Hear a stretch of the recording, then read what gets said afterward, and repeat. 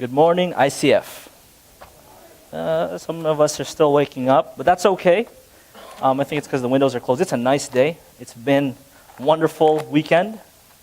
It's great to see a lot of you back. Last week we had somewhat of a blizzard, snowstorm.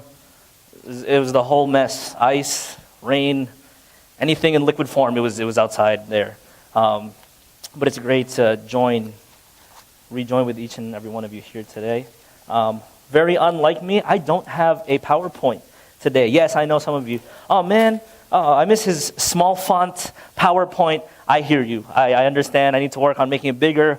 For me, my mom tells me too. It's like, your eyes are better than mine, and you have to be aware of that. And I said, okay, I'll make the font bigger. But today there's none. If you have your bulletins, everything you can find is in here and more. Please feel free to take notes. It is advised. The verses are here. Our scripture, this is not written here, comes from 1 Peter 2, 11 through 25. It's a big, I was given a big task of a lot of verses. Pastor Sam, we're continuing our study of 1 Peter. Pastor Sam last week had 1 Peter 2, 4 through 10, I believe. Now we'll be continuing on. We'll be reading from ESV in my version, but our system here doesn't have ESV, so we have World English, I think. It's pretty close. I ran over it. It's just minor tweaks, but that's good. Can we display it on 1 Peter 2? And let's do this. Let's all stand, and let's read aloud together. This is why, if we said good morning a little better, maybe we wouldn't have to stand up and wake up, but this is now. So read together, all at once. Beloved, I beg you as foreigners and pilgrims to abstain from fleshly lusts which war against the soul. Next. Having good behavior among the nations, so in that of which they speak against you as evildoers, they may works which they see glorify God in the day of visitation.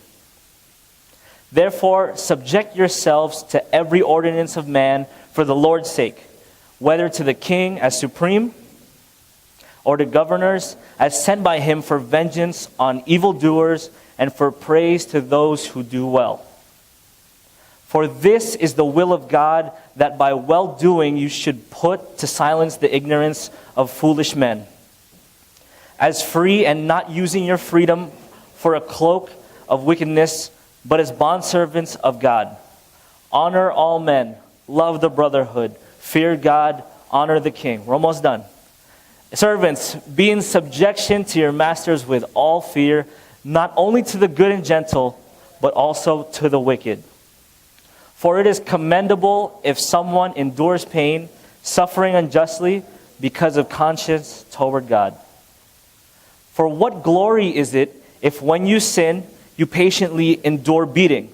But if you do well, you patiently endure suffering. This is commendable with God.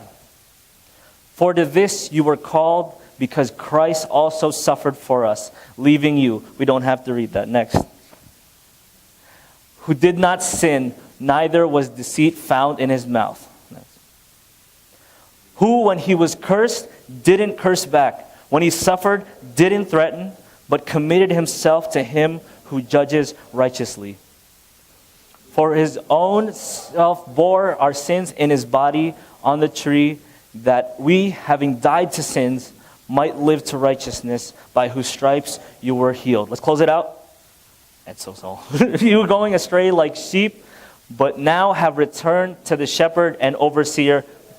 Let's skip. Of your souls. Thank you. You may be seated. That was a lot.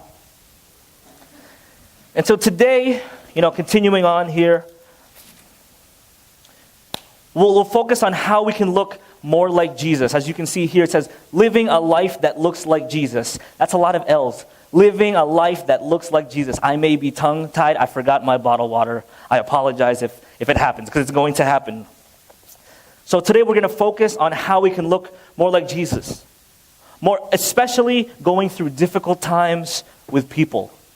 And I know some of you, I don't even have to ask if you raise your hands or not, you've been hurt and you have some difficult relationships with people. People at work, people at home. Whatever, I know for a fact it's there. If you come up to me after saying, "No, I'm good. I'm good in the hood with all my friends," I'll be like, "Okay, I need to get that, but that's not possible. Okay, so we look at verse 11 and 12. So what does it look like to live a life that looks like Jesus? That's, once again, a lot of L's. So let's display verse 11. I'll read it in the ESV here. I have it printed out. Beloved, I urge you as sojourners and exiles to abstain from the passions of the flesh, which wage war against your soul. Let's cut that in half. Here, beloved, I beg you. Beloved, I urge you as sojourners and exiles. So already he paints the picture here. He sets the stage. Beloved, brothers and sisters, I love you. I beg you. I urge you.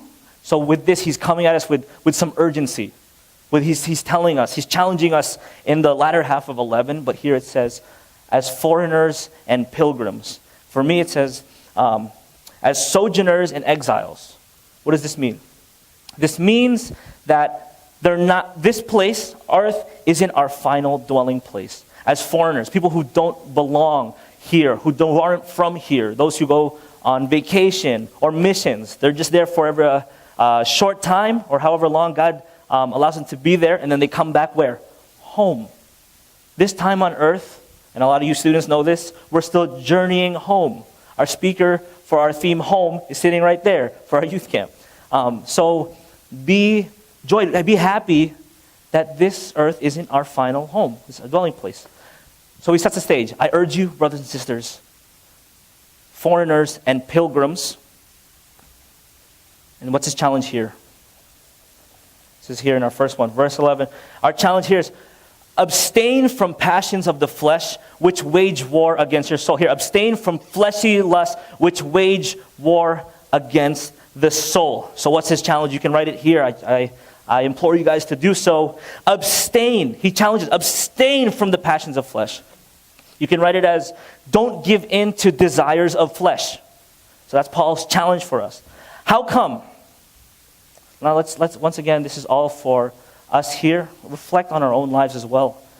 How many of us here, don't raise your hand, I don't want to know. When we suffer, when we're suffering and we're going through a hard time, it's so easy to fall into this self-focused, we'll call it a pity party. Some of you, what is that? A party's a good thing. No, a self-focused pity party. And so when suffering, we can easily be self-focused. And so let me give you an example of a pity party. Some of us who are going through this. No one likes me. No one cares. I'm all alone. And so when it's so easy when we suffer to fall into this whole pity party. Woe is me. This is so bad. And that's what Paul's warning us. Can I get water actually? I feel my throat actually getting dry. Thank you. That's why he's my homie. And so he warns us, it's so dangerous in this mentality when we get self-focused. And why is that? In this mentality, we're led to compromise with sin. And this is such a big factor.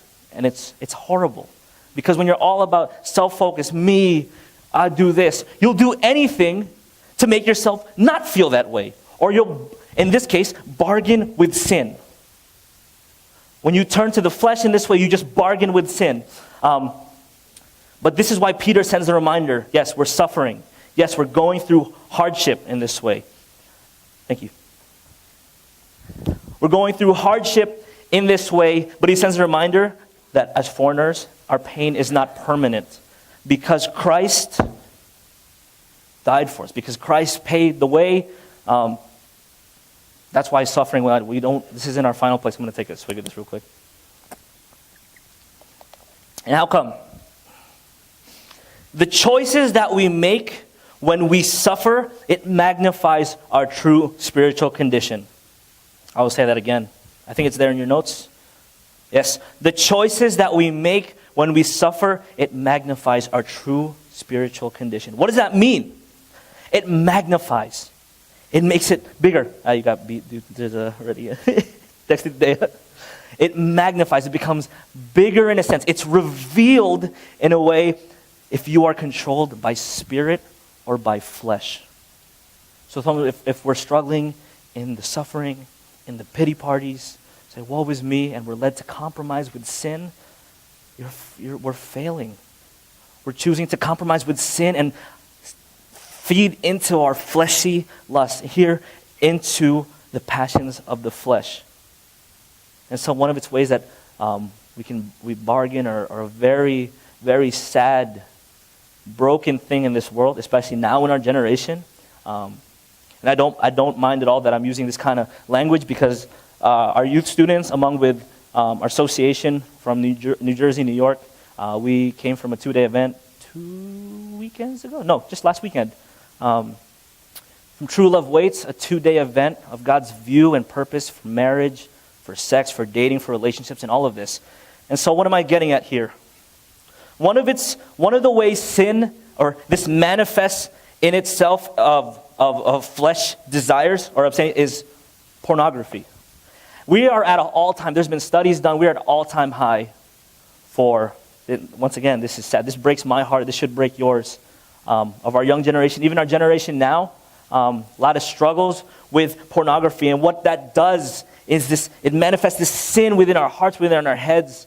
It physically changes something even in our heads and chemically, where the choices for wise decisions, it becomes like this physical thing in our head that shrinkens.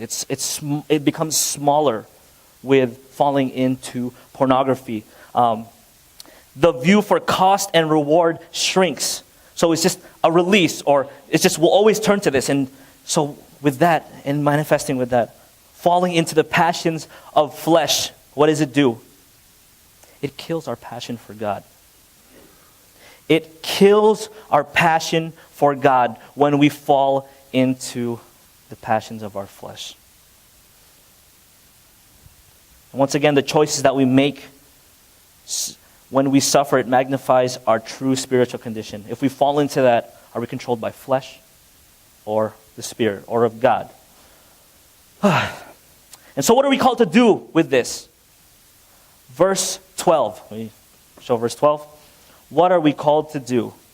Keep your conduct among the Gentiles honorable, so that when they speak against you as evildoers, they may see your good deeds and glorify God in the day of visitation. Let's just read the first part of 12. Keep your conduct among the Gentiles honorable. Having good behavior among the nations, keep your conduct honorable. Our lives are to declare the gospel as well as demonstrate it. And we'll come back to that. But right now, Peter's call, keeping our conduct among the Gentiles honorable. And so our first point, the reason why I didn't say it is because it comes out now. We are called to live a life that shines. Since I don't have a PowerPoint, please turn to your neighbor and say, live a life that shines. Tell one another, come on. Come on, live a life that shines. There it is. There it is. Tell one another. Live a life that shines. We're going to be doing this for 2 and 3. We just knocked out 1. So that's good, okay? Our lives are to declare the gospel as well as demonstrate it. For those of you who follow me on Twitter, I tweeted this. I wrestled with God for several hours with this because I was so unhappy within my own heart that I didn't want to come before you and preach this without being clear. Because our lives ultimately, they are to declare the gospel. We are pushing for this. Declare the gospel, yes, but also demonstrate it. Live a life that shines. Another way to say that, live a life of integrity. Not just in the private. So we talked about the private places. We talked about the struggles that it manifests itself in. Well, what about in the public places? Integrity, yes, but before people. People who treat you poorly, people who speak bad about you. Once again, I think some of you are thinking, yeah, my coworker, yeah, my kids, my parents, my husband, my wife, whatever the case is. Those who speak evil against you here, live a life of integrity, a life of love, a life of grace, a life of Christ. Live all of that in the secret place. Yes, it's so easy to live that in the secret place. But how about in the difficult relationships of your lives? The difficult relationship. It's so hard to do that. Because people, they just get on your nerves. People annoy us. Some of you go, ooh, amen, woo. But the case is, those who don't know Christ and hurt us. What about those who do know Christ? Those who might be sitting here, but still hurt us. I guarantee some of you here, most of you here, have been hurt by a fellow Christian, fellow believer. And that's the worst part, because we're supposed to be loving on one another. Live a life that shines, a life of integrity. So he speaks to us in this way. Some of you know what I'm talking about. Those who hurt us and do know Christ. And they're not living the way they should be, the way Christ calls them to. Let's look at the rest of 12. So that when they speak against you as evildoers, they may... That's wrong. They may see your good deeds and glorify God on the day of visitation. What is the day of visitation? When Christ comes back. So keep your conduct. Live a life of integrity. So that when people see you, they see your good deeds. Not just for your will, not just for your glory. Yeah, I'm good. Yeah, I got this. No, but to glorify God when He comes back. Our lives, once again, I cannot stress this. If you have to underline this,